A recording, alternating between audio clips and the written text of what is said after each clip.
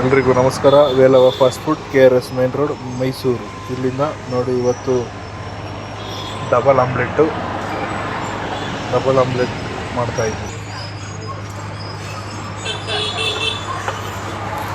ಒಂದು ಮೆಣಸಿನ ಪುಡಿ, ಉಪ್ಪು ಮತ್ತು ಕ್ಯಾಪ್ಸಿಕಮ್.